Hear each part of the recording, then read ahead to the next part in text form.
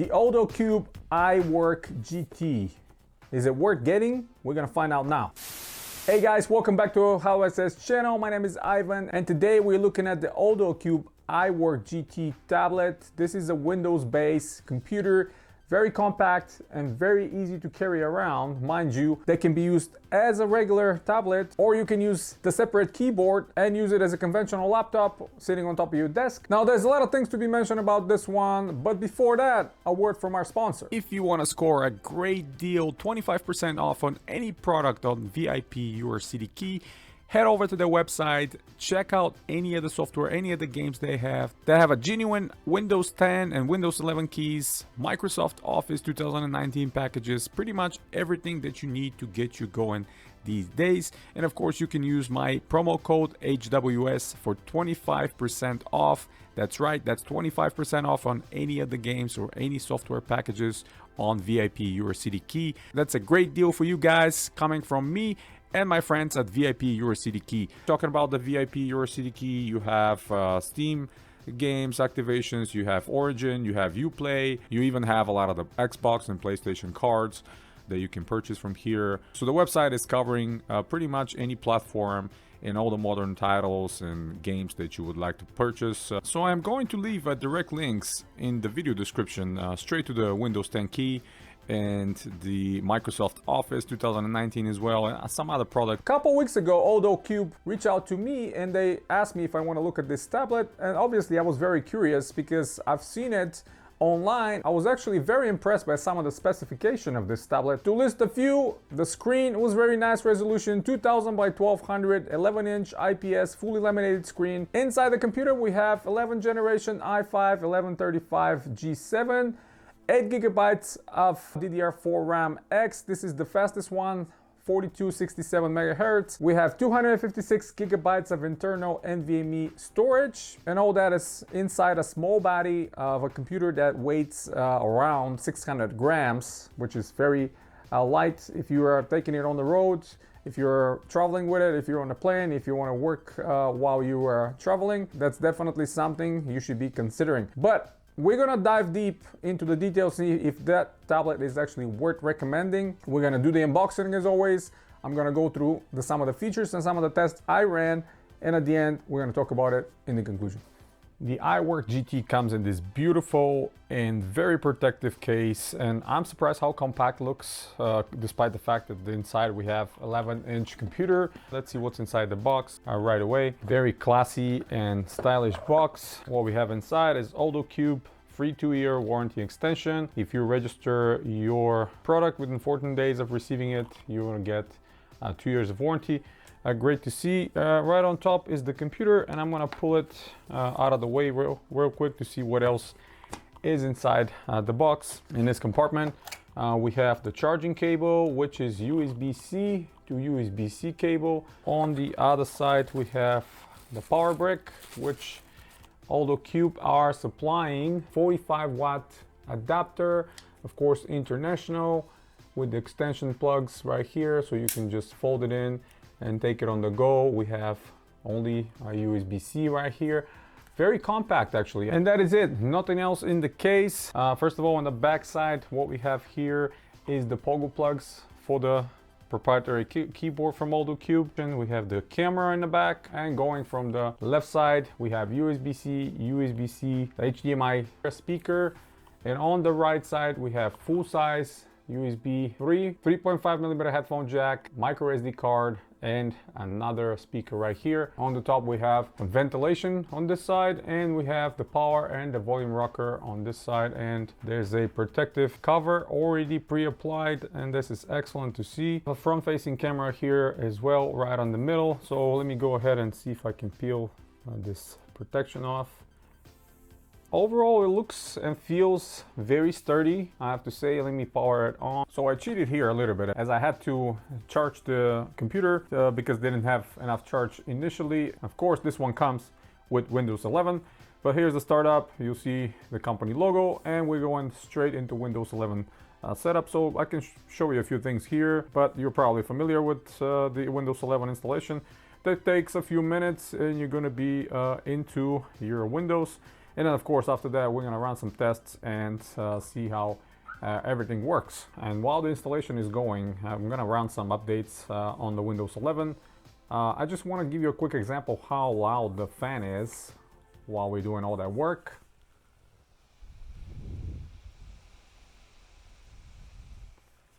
In a completely silent room is definitely audible and you can hear it, but office environment or open space, I'm sure you're not going to be able to hear it at all. But yeah, while this is installing, let me go ahead and actually open the keyboard and show it to you.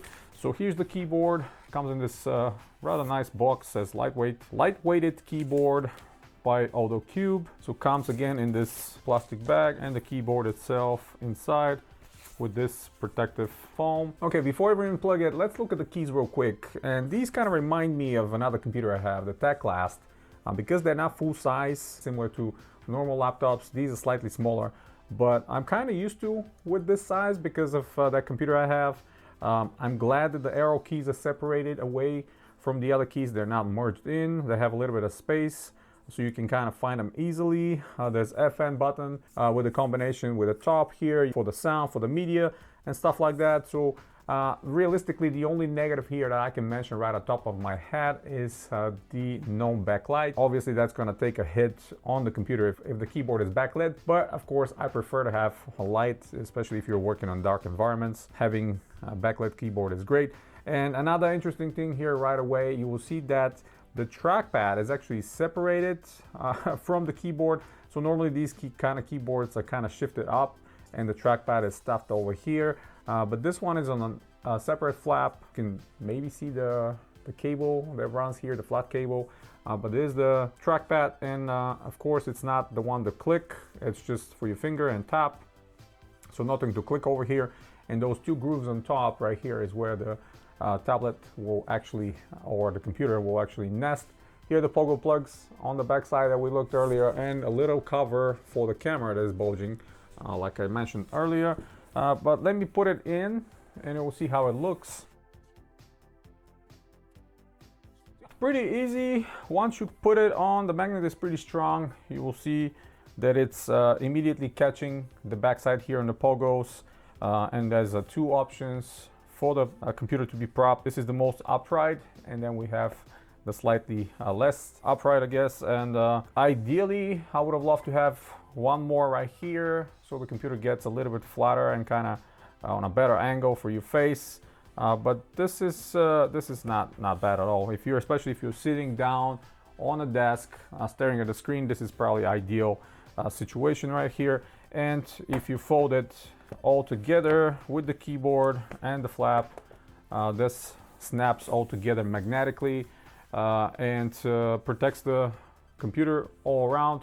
And you'll see even where the metal parts are, we have some extra protection from the keyboard, which I really like, extending over to the side.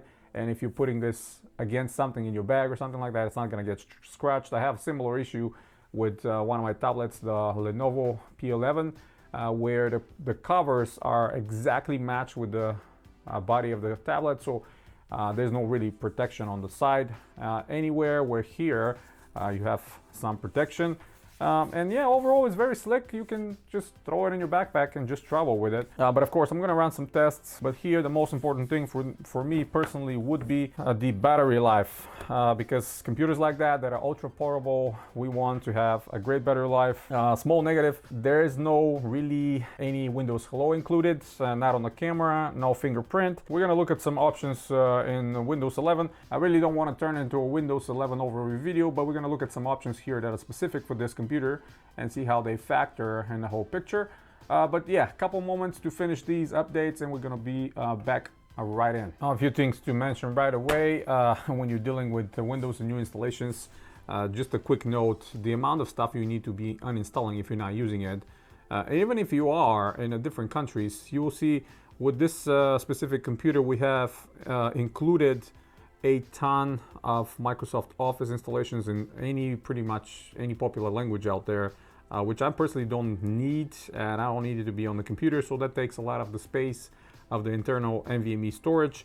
So I'm gonna go through the process of removing all that stuff. Realistically, there's not much else to talk about. There's a bloatware, a few other apps that I went ahead and removed. There was like Facebook and Spotify and stuff like that in this specific build of Windows, which I don't need, and I removed immediately. And I only left the things that I'm interested in. And if we look at the temperatures, so real quick at the hardware monitor right here, you see the CPU is peaking about 70 degrees Celsius. And that's not with a lot of intensive work. I'm talking about, I'm not doing any video editing or anything like this here. Obviously, you shouldn't be doing one as well on this kind of a small form factor computer. But installations, browsing, opening different windows, you see the CPU is going up to 70 degrees. And when it reaches, I think about 55, 60, the fan kicks in. So you can definitely hear it. Again, not as audible as I've seen in many other computers. But it's there. The NVMe drive temperature peaks up to about 53 degrees. Again, not a big problem. But let me switch to the task manager real quick here, and you'll see the memory currently is almost entirely taken. So 5.8 gigabytes out of the 8 gigabytes are taken. And I only have opened a few windows and a few tabs on Microsoft Edge. So I'm assuming this is probably an issue with Windows 11, where it uses a lot more memory, but hey, it is what it is. We have 8 gigabytes of memory here on board, a low powered DDR4 memory that it's running on 4267 megahertz. And here's the CPU, the Core i5, the 11th gen, 1135 G7, again lower powered i5 processor made for these kind of ultrabook computers and tablets. This one is 4-core, 8-threaded, and combined cache of 13 megabytes. Wi-Fi, we have a great news here. One of the latest Intel Wi-Fi 6, which is AX201. I've been using this one across many computers, and I've showed it in the past, upgrading other laptops with this specific card because it's rock solid and delivers super fast speed. And I'm really happy with it. And of course, we have the built-in Intel Xi graphics card right here, or iGPU, which you know, don't expect miracles from it, but you'll be able to play some light games. One of the best things is if you look at the display, one of my favorite things is the resolution of this specific display. We have 2000 by 1200 screen resolution, way above your regular 1080p screens out there. And that makes the picture, the image very crisp and very clear. I really like it. And of course, we have some more options here on Windows. You'll see 60 hertz running this specific screen. But yeah, this is a really exciting little computer. Most of all, the biggest question here will be battery life. Alldocube are advertising this one to have up to 6 hours of battery. I'm kind of expecting this to be true if you're only having it on standby and maybe just running some light tasks, not even browsing. But if you're having a normal tasks like browsing, some office work, maybe some streaming, I'm expecting that time to drop almost half, probably 3 to 4 hours. So I'm going to test that and I'll let you know on my conclusion. But keep that in mind. It's not going to be really an all-day kind of computer, but at the same time, it's very compact. It can be taken anywhere, and you can work on the go, on the plane, or in the car if you need to. So that's a big plus right there. So I ran some stress tests. I just want to show you a few screenshots that I took from these tests. So currently you can see on the hardware monitor the highest temperature and thermal throttling marked 90 and 91 degrees. So obviously in this kind of small body of a computer, you can expect this kind of a behavior. So it's not really extreme.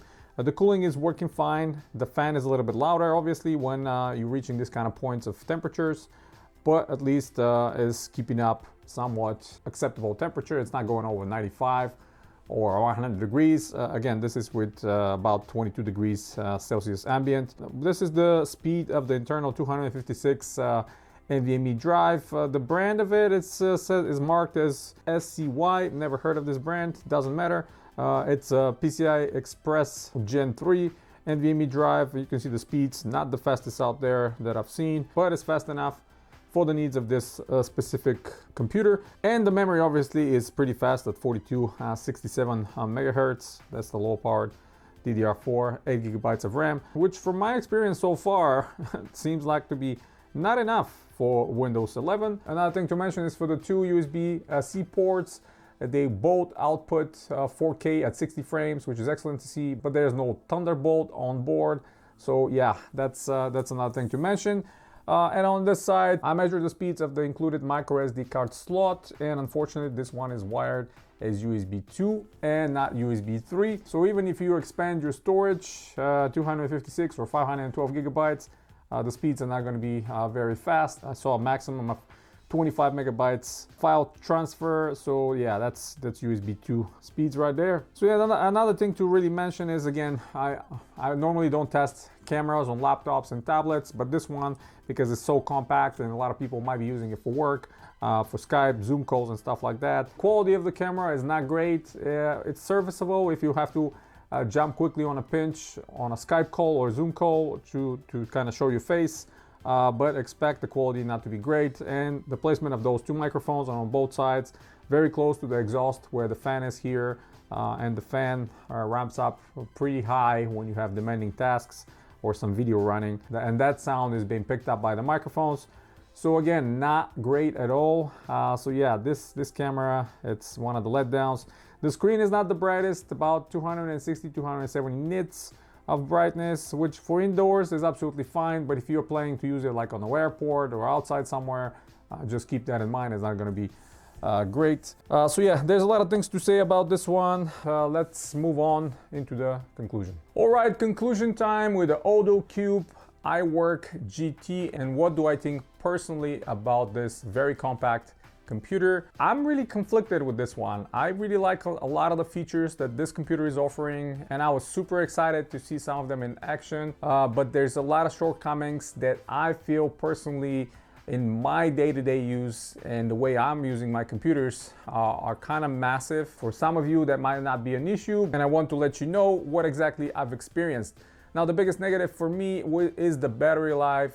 From my testing, I saw battery life around 2.5 to 3 hours. With the way I'm using my computers, browsing, watching videos, typing some emails, really not gaming or anything heavy or intensive. Alldocube are advertising this tablet to be up to 6 hours, but trust me, 6 hours you're probably gonna get only if the tablet is on a standby mode and just sitting there nice and pretty. But if you're doing any kind of tasks or any kind of work or browsing or anything simple like I mentioned, you're looking at 2.5 to 3 hours, which is kind of a letdown, because imagine if you're on the road, if you're trying to work or do some presentations or any kind of spreadsheets or documents, you're gonna need that time. If you're on a long flight and you're away from a charger, you're definitely gonna need that. Now, speaking of a charger, with the provided 45-watt charger, the charging time is very fast. I use some other chargers that I have that are like 65 watts, 95 watts, and 100 watts. And the charging time is very fast. You know, under 2 hours, you can charge it completely. But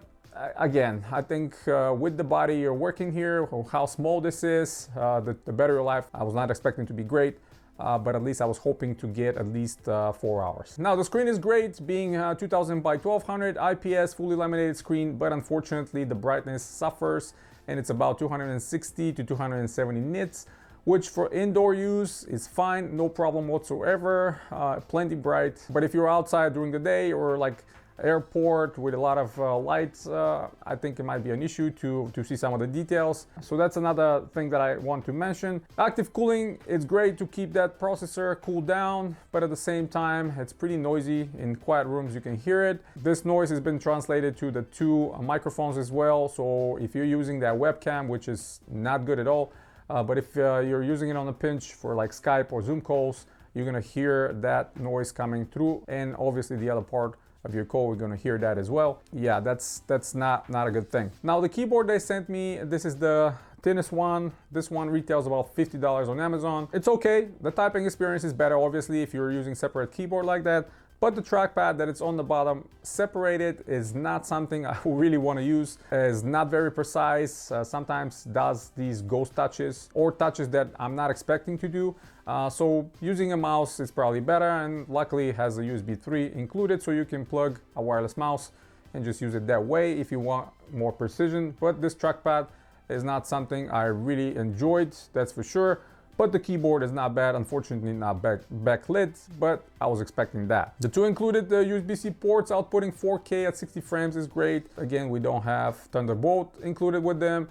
And the included micro SD card slot is wired as USB 2, so the transfer of data between the SD card and the internal storage is very slow. Maximum saw 25 megabytes per second. Take it the way it is. It's an option. You can expand the internal storage, but at the same time, the speeds are going to be very slow. So yeah, at the end, what can I say? The computer itself retails around $600 on Amazon, and the keyboard is another $50. You're looking at $650, and for $650, I personally can find a much better laptops to buy, or Chromebooks. Lately, I'm a big advocate for Chromebook, especially if you are only using it for browsing, emails, and some light work. The battery life over there and some models can last a whole day. For $650, again, there's some even gaming laptops you can get. So again, I think it's a bit more expensive than it needs to be, especially for what is offering. I really appreciate some of the details, and the screen and the processor and the hardware inside are very nice, and comes with Windows 11 obviously. But at the same time, $650, if you add maybe another 200, 300, you can get Microsoft Surface, and that computer is going to be much, much better than this one with very similar internals. So yeah, if you find it on a deal under $600, it might be worth getting, but you got to consider again, what are your priorities? And if your priorities are work and consuming a lot of media and browsing, the battery life is going to be something of a concern. If you are going to be using it at home over a desk, plugged in into a power, or just for a short period of time, the battery life is not going to be a problem. But that's a small niche of people. They're going to be using a tablet that is very light and portable and meant to be taken on the road for a small period of time, and not going to be bothered by the short battery life. For me, that's the biggest negative and take here. But overall, the experience is not unpleasant. It has some great features. At the same time, they're hindered by things they could have addressed in production and engineering. But hopefully on the next models, they're gonna come up with the better products, because I see the evolution here is quite good. Over the years, I kept an eye on Alldocube and other companies that initially started to push a lot of product on the market. And now with products like this, I'm excited to see what they're gonna do in the next couple of years, because these are very good compared to what we've seen in the past. So yeah, long story short, that's about it, guys. Hit the thumbs up if you like the video. Stay tuned to the channel. Subscribe if you're new. Check out the link in the description below if you want to support the channel directly. It helps me tremendously to bring you videos like this every day. And as always, guys, you have a wonderful day.